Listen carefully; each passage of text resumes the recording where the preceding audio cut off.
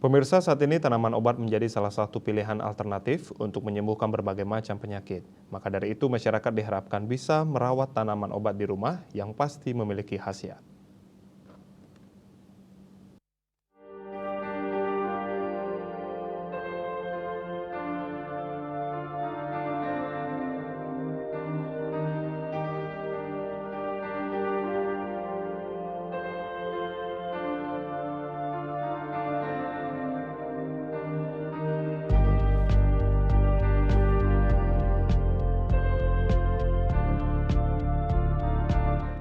Pemirsa, tanaman obat menjadi salah satu pilihan pengobatan alternatif yang tentunya bisa mengobati segala macam penyakit.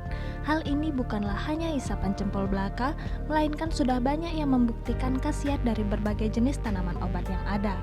Saat ini di budidaya tumbuhan obat Puri Damai Singakerta Ubud, tumbuh berbagai jenis tanaman obat yang mencapai ratusan jenis tanaman obat. Tentu setiap jenis tanaman obat memiliki khasiatnya tersendiri yang dapat digunakan untuk menyembuhkan segala macam penyakit. Dengan konsep kembali ke alam, di budidaya ini diajarkan bagaimana segala sesuatu yang disediakan oleh alam dapat dimanfaatkan dengan baik, utamanya untuk pengobatan atau yang biasa disebut usade. Berbagai jenis tanaman obat tentu memiliki khasiat tersendiri. Biasanya masyarakat akan datang untuk berobat langsung menggunakan tanaman obat.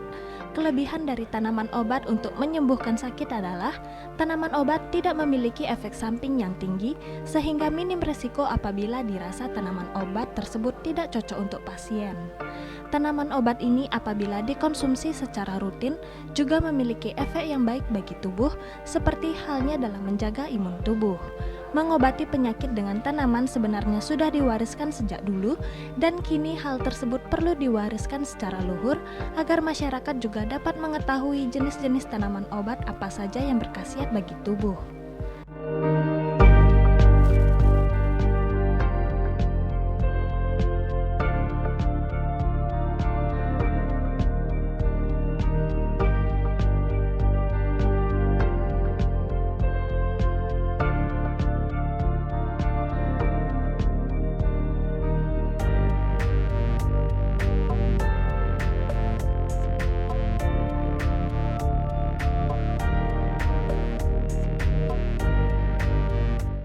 Kurang lebih 34 tahun sampun. Nggih.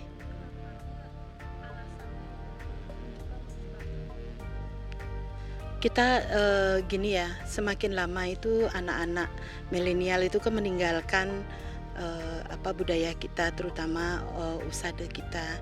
Nah, Ibu takut sekali usada ini punah. Akhirnya Ibu berjuang bagaimana caranya saya berjuang biar tidak usada ini punah. Sehingga dari sejak itu saya membuat bibit, kemudian mengajak kelompok, ya membuat kelompok, membina kelompok, mengajak bagaimana kita membuat produk ya bersama-sama.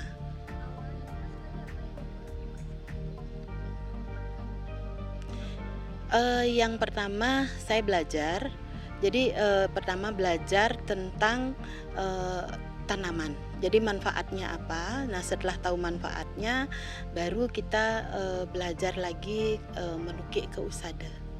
Ya, ada. Kita ada sudah kompilasi ke bahasa Latin, kurang lebih ada 39 usada yang sudah kita latinkan.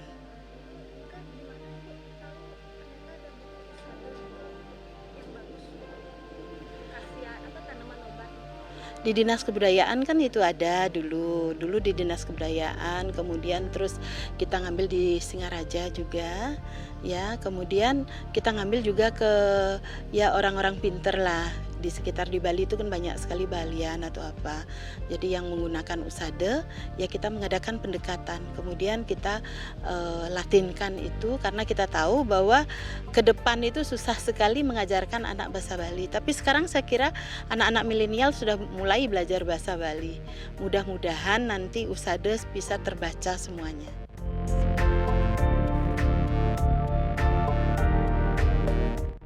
Salah satu tanaman obat yang paling mudah untuk dikonsumsi adalah daun kelor. Pemanfaatan daun kelor yang paling mudah dilakukan adalah merebus daun kelor dan meminum air rebusan tersebut secara rutin. Daun kelor juga bisa diolah menjadi berbagai macam olahan seperti teh dan lainnya.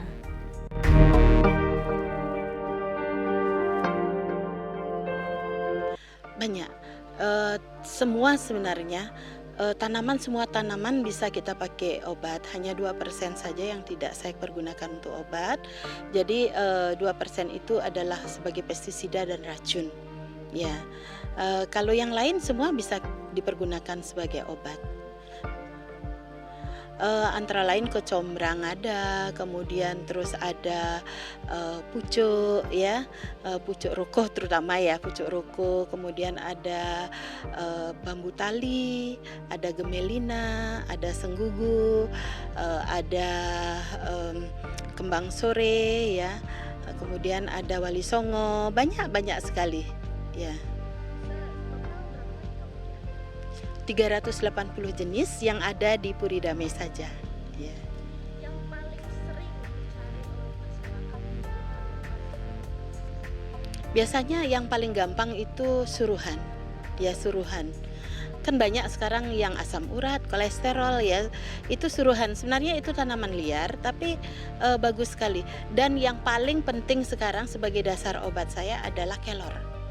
Ya, karena itu kayu sakti juga. Ya, kelor itu multiguna. Jadi kandungan vitamin C-nya, vitamin A-nya, jadi A-nya lengkap banget.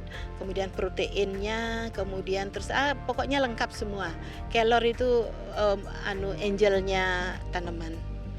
Memang awalnya saya baca, kemudian pernah datang dari Ethiopia rombongan itu ternyata rombongan para menteri. Nah, kenapa dia datang kemari, yaitu dari lingkungan hidup, dari pertanian, itu dia belajar untuk bagaimana membuat bibit. Kemudian karena dia tahu manfaat kelor itu paling bagus itu untuk stunting dan untuk umpamanya dia busung lapar. Nah, di Ethiopia kan banyak busung lapar. Nah, dari dia cara buat bibit, kemudian dia bibitkan di sana dan sekarang dia sudah merupakan eksportir terbesar kelor. Ya. Nah, kemudian baru kita sekarang baru ngeh bahwa kelor itu sangat bagus sekali untuk stunting terutama. Sekarang kan lagi berkembangnya bagaimana kita memanfaatkan kelor untuk stunting. Masyarakat saat ini banyak yang masih meragukan khasiat dari tanaman obat itu sendiri.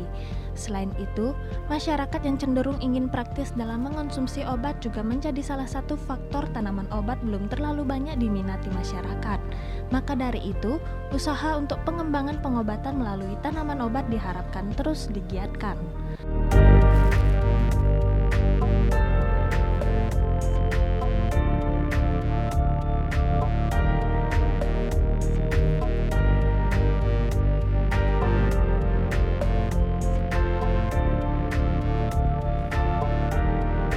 Gung Istri Bali TV.